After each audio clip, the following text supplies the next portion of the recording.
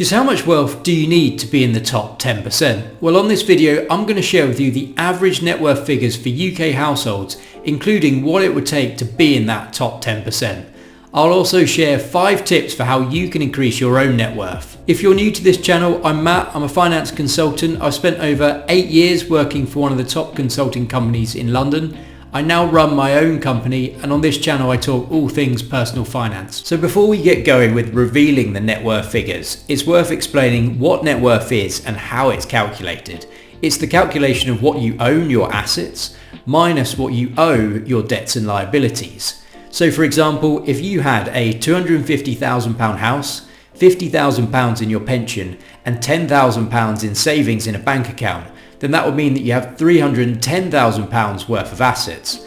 But to work out net worth, you would need to subtract your debts. So if you had a £200,000 mortgage and £2,000 worth of credit card debt, then that would mean that your net worth is actually the £310,000 minus the £202,000, equaling £108,000. You can use an online net worth calculator to help you calculate your own net worth. The key categories that make up net worth are firstly physical wealth, which includes the value of any cars that you own or household possessions like expensive furniture, jewellery, watches or electronics. Secondly, property wealth, which includes your home or main residence and any other properties that you might have, for example a rental property or a holiday home.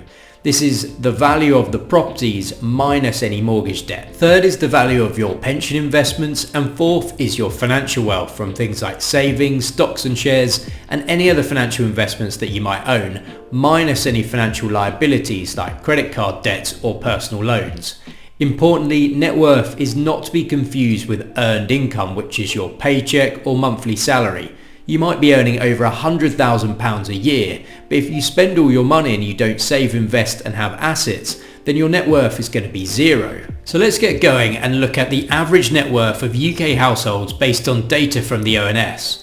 This graph shows deciles, which represent the percentage of UK population's wealth. Decile 1 is the 10% of the population with the lowest wealth, and decile 10 is the 10% of the population with the highest wealth. The lowest wealth deciles, deciles 1, 2 and 3, have a total wealth ranging from around £4,700 to over £71,000. And the majority of their net worth comes from physical wealth and possessions such as owning a car, electronics, jewellery and watches. However, these types of assets typically don't go on to generate wealth for you. The middle deciles from 4 to 8 goes from total net worth of over £144,000 all the way up to almost £725,000 for decile 8. For these groups, the majority of their wealth comes from property, followed by pension investments. There could be a few reasons for these trends. For example, the correlation between age and wealth can contribute. You might have a student who has the majority of their wealth in their phone and laptop, and as a result they'll likely be in the lower wealth deciles. But then you could have someone who's in their late 50s who's benefited from house price appreciation and their pension investments compounding and growing over time, pushing them into the higher wealth deciles. So now let's look at the monetary values for the all-important top 2 deciles, starting with the 9th decile, which covers the top 20%. This decile has over £1 million in net worth. And then it increases by a huge amount to the 10th decile, jumping up all the way to over £2.4 million in net worth, with 47% from pension wealth at over £1.1 million and 31% from property wealth at over £766,000. You may well be thinking that's a lot of money, but don't be disheartened. Remember, these are averages and they will be skewed by ultra wealthy households like David and Victoria Beckham or Sir Richard Branson, who have hundreds of millions of pounds, which pulls the average up. If you're wondering how to build and increase your own net worth so that you can move up the wealth deciles, I'm going to share 5 tips for how you can try to do this. The first one is on how you manage your income and expenses and stopping the cycle of lifestyle inflation.